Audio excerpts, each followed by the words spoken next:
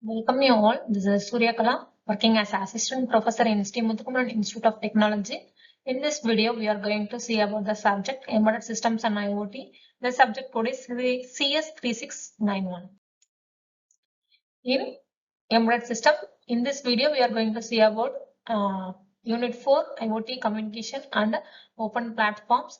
In the communication protocols, Bluetooth, Zigbee, and GSM modules are covered in this video. First, we are going to see about Bluetooth. It is developed in 1994, short-range wireless technology for data exchange. It operates in 2.4 GHz in ISM bands. The range is 10 to 100 meters depending on the power classes. And the architecture and the layers of the Bluetooth is the layers are radio layer, baseband layer, link manager protocol, and logical link control and adaptation protocols, and profiles are HFB and A2DP, etc. The applications and securities are: first, applications is wireless headsets, IoT devices, and health monitors, and it is used also in security as authentication, encryption, frequency hopping techniques. Next, we are going to see Zigbee. Zigbee is based on IEEE 802.15.4 standard, designed for low power, low data rate networks. It's a range up to 100 meters. We can operate the operation in 2.4 GHz and 868 MHz and 915 MHz bands. And next, the wireless personal area network is used in a full mesh or partial mesh topologies.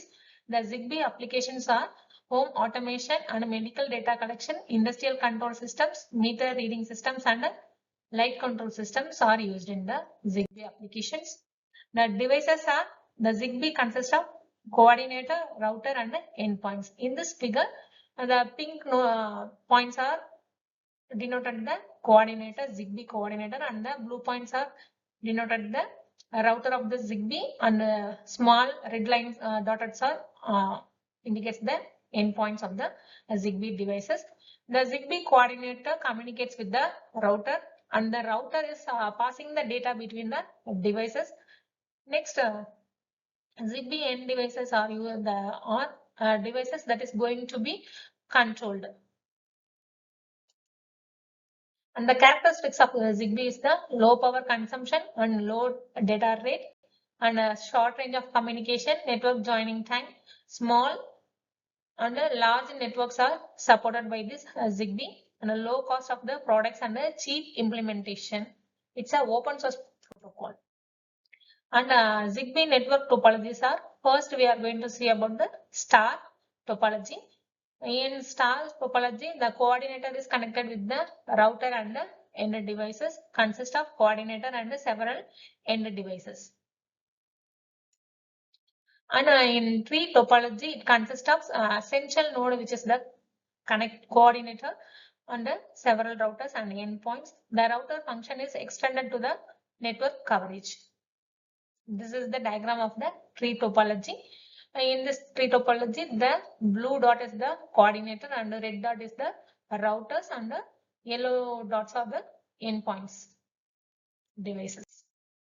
This is the mesh topology of the Zigbee device. It's a self-healing process. In mesh topology, consists of one coordinator, several routers, and endpoints. In one coordinator that connects all several devices and routers. This is the diagram of the mesh topology. This is the architecture of the Zigbee. It consists of physical layer, medium access layer, network layer, and application layer. In application layer, application sublayer, framework, and Zigbee devices are present. Next, we are going to see about GSM. GSM is nothing but a global system for mobile. It's a second generation cellular standard. This is the architecture of the GSM. It consists of BSS, DTS, and mobile equipments as SIMs, MSC, and so on. MS is nothing but the mobile station. It consists of mobile equipment and the subscriber identity modules, and the base station subsystem is nothing but BSS. It consists of base transceiver stations and the base station controller, and the networking switching subsystem NSS consists of mobile switching center, home location register, visitor location register, authentication centers, equipment identity registers. First, we are going to see about mobile stations. So, mobile stations and the mobile equipments, as they are most widely known as cell or mobile phones, or the sections of GSM mobile communication network that uses serial and operates.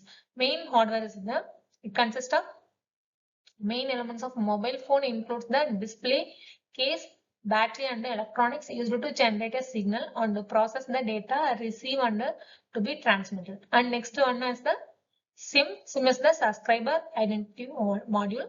It's a smart card, contains IMSI, allows the user to send and receive calls protected by the password or PIN, can be moved from one phone to another. Next one is the base station sublayer BSS. It consists of base transceiver station. It's in a GSM network comprise the radio transmitter, receiver and their association antennas that transmit and receives directly communicate with the mobiles. Next one is the base station controller. This is the next stage back into the GSM network. It controls the group of BTS and often it co-located with one of the BTS in its groups. It communicates with the BTS over what is the term ABIS interface. Next one is the networking switching sublayer NSS. It consists of home location register and visitor location registers. Home location register is the permanent database about mobile subscribers in a large services areas. And visitor location registers are temporary database which updates whenever new MS enters in its by area by HLR database. The database consists of IMSI, TMSI, MSISDN and MSRN location era and authentication keys. Next, authentication center is protected database that contains the secret key allow contains in the user SIM card. It is used for authentication and for chipping on the radio channel. Next, GSM gateway used to collectively describe the two short message services gateway defined in the GSM standards. The two gateways handle the message directly in different direction. The SMS GMSC is for short range being sent to an ME. Thank you.